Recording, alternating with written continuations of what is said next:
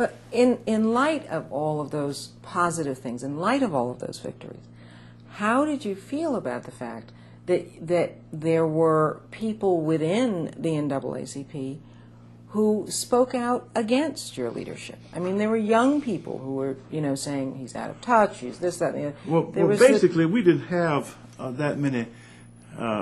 What happened is, when the press comes to town, in my day, if they came to a convention and they interviewed 115 people, and 115 persons said Hooks is not doing all he ought to do, that's the one who gets quoted. You see, when I went through that trial by fire, the whole time I was there, the paper was never very friendly to us. I've had them come to the convention and see the actual program. I don't know if you've been there and seen that or not. 6,000 or 7,000 youngsters competing. Vernon Jarrett, a longtime columnist for the Chicago Tribune, came to me with the idea of the Olympics for the mind. If you think that you're superior to or equal to anybody else, then ACT act so. We have competition in 27 fields, not just singing and dancing, but we had one young person who transplanted a cat heart. Another young person that the Space Administration took their experiment up into space, having to do with weightlessness. They had contests in words and subjects I'm not able to pronounce. And at our convention, we'd have 6,000 or 7,000 of them marching to the strains of Olympic music, Olympics of the mind. And the paper would go out and say, young people are not there. I succeeded in the biggest membership we ever had. By the time I left the NAACP, we had over 500,000 registered, certified members. The problem was that in a dream one day, back in 1943, Walter White said we had 500,000. In a dream? And well, he said it because in order to achieve some of his objectives, he had to have a big membership. So he announced that we had 500,000. And that became the touchstone.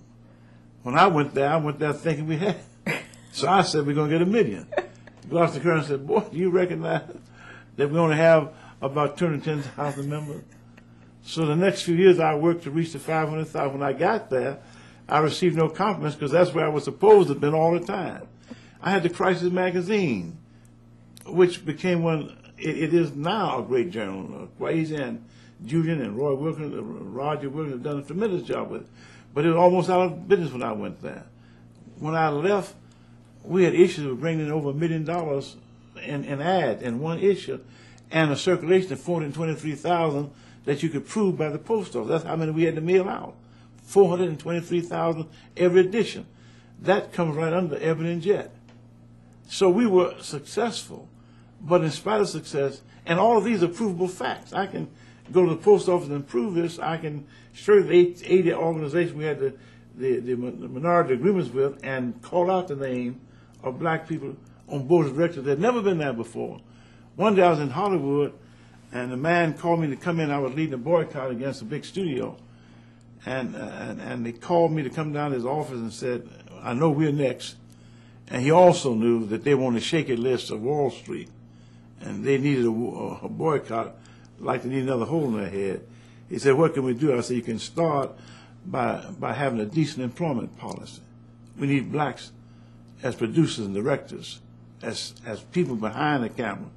And we sat there and went through a whole list of objectives, and then we talked about putting blacks on the board of directors, and he called a name. I said, I'd like to see that young lady on there.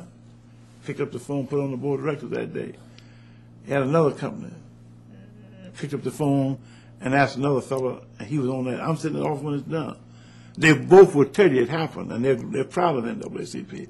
But it's the kind of thing you can't go out and brag about so much because you can't do anything. If you brag about it too much, you shut the door in the next place.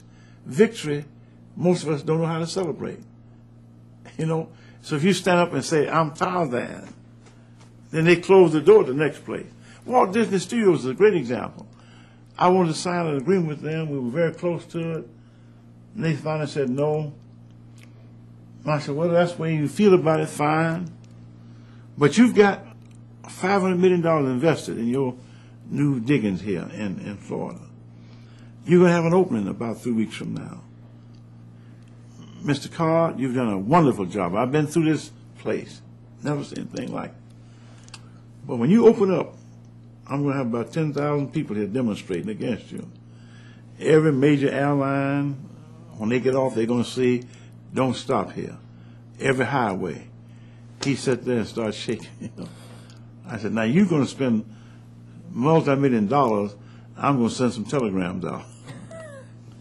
But I guarantee I'll meet you with 10,000 people, and they'll be there all day opening day, all day the day after your opening. And your stockholders want to know, what did he want? And you're going to have to say, well, he wanted a little fairness, a little equity, a little justice. I said, I have my statement of what we asked for. And I don't know what he said, but he left. And I got my bag, and at the airport he called. Said, let's sit down. And he acted human, and we became great friends.